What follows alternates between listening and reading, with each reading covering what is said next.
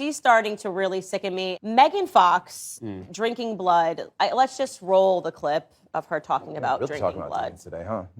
I guess drink each other's blood might mislead people, or like people are imagining us with like goblets and we're like Game of Thrones drinking each other's blood. It's just a few drops. Oh, okay. But yes, we do consume Guys, each other's blood on occasion for ritual purposes. Just for the ritual, only. you know. It is used for a reason, and it is controlled where it's like, let's shed a few drops of blood and each drink it. He's much more haphazard and hectic and chaotic, where he's willing to just like cut his chest open with broken glass and be like, take my soul. Let me bleed on you.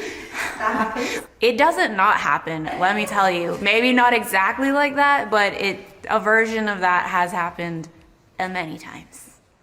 This is what a midlife crisis looks like. And the thing that's funny about Megan Fox is that she notoriously went on a rampage against her ex-husband, Brian Austin Green, because he published a photo of him with his kid. They're about to go to like a soccer game, and she's like, no photos of our children on the internet. Like, she's a good parent.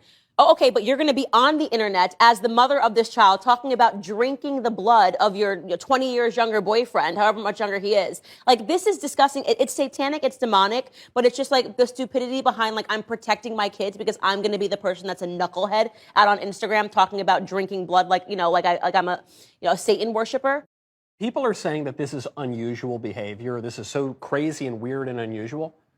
This, from the standpoint of world history, this is not unusual. This is the norm.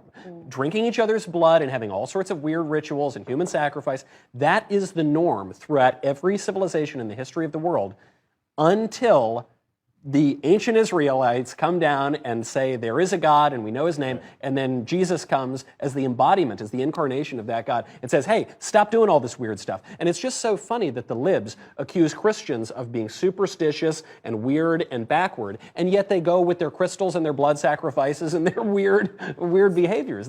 They're the ones that are going even further back than any of us old-timey conservatives. So here's the other possibility, is that she is making all this up because she told Rolling Stone, for example, that she likes to make stuff up just to mess with journalists. So there is a possibility there is that, but that it's so irresponsible. Even if you're faking this just to, Donny Osmond's Osmond-era agent once said that he wanted to plant drugs because he wanted to change his image and, get away from the squeaky clean. Maybe she's doing this, but it's disgusting. If you're selling your soul, whether you're doing it or not, we don't know. But the reality is that children are actually cutting themselves. Where suicide rates are going up, mental illness is going up. She is doing something disgusting here. Whether she's actually doing it or not, she is encouraging this behavior, this satanic behavior. And her fiance, Machine Gun Kelly, he's a former heroin and Adderall addict. We know that he is not a mentally well person, and yet we are subsidizing this. Mentally well, and obviously. Yet they're making millions of dollars. This is what Hollywood has become. Yeah. So, I mean, it used to be, they used to call it a conspiracy theory when you would talk about the normalization of occult practices in Hollywood. And we'd bring up Timothy Leary, who's a student of Aleister Crowley, and all these different things. But when you're looking at what she's describing there, it actually sounds something very similar to an occult practice known as the Black Mass. And the Black Mass, like pretty much everything in occult traditions, is a perversion of the Bible, right? So it's a perversion of the Bible. The same way that in the abortion debate, they say, this is my body, right? This is my body. Of course, a phrase from the Last Supper used in the complete opposite and very blasphemous way when Christ says, this is my body. And the same point, this is my blood. Well, of course, in the Last Supper and in the Mass, you you partake in the body and blood of Christ.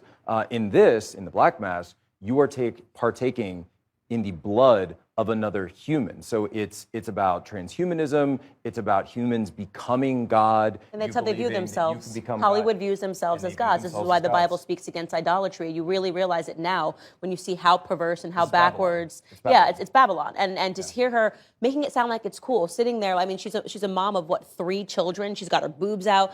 This is ha ha ha ha ha. And no, like it's just it sounds bad. It's just like a couple of drops, but not him. He'll take the whole glass shard and do this and try to drip it into my mouth. I'm a no drops kind of guy. I mean, it's crazy. This is what kids are are growing up on the internet to believe is cool. This is why I talk about culture and the Department of Education being combined, and this is the result of our society. Like what we are seeing taking place today. People look at her, look at Machine Gun Kelly, and they go, "That's what I want." When he proposed to her, she wrote a whole post on Instagram, which was actually a very lovely post, and at the very end, she said, and then we drank each other's blood. And that's why this interviewer is asking her the question, is that true? And she's like, yeah, it was just a couple of drops. It's satanic. The thing is, she played, so the movie Jennifer's Body, which I've never seen and have no plans to see, but having read descriptions, this was a multi-million.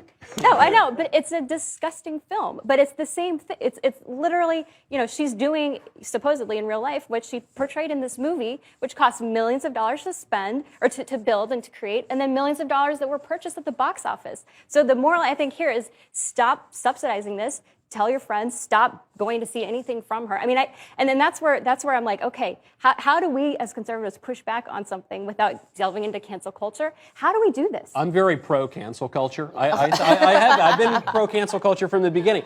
Every society has standards and limits, okay? And so I don't think you should get canceled for making a slightly racy joke or something. But when you are openly worshiping the devil and transing the kids, yeah, get canceled, baby. I'm all for it. Sign me up. Look, you said this is the normalization of these practices, but it didn't start with this. It started with removing God from the public square, from removing a moral core. If you want to talk cancel culture, God is the first one who was canceled, and it was driven out, and it was the idea that you can have Joe Biden and Nancy Pelosi claiming to believe in God and be Catholic, a devout Catholic, when they don't believe in it at all. Right. Bring back God. No, you're totally right. Agree.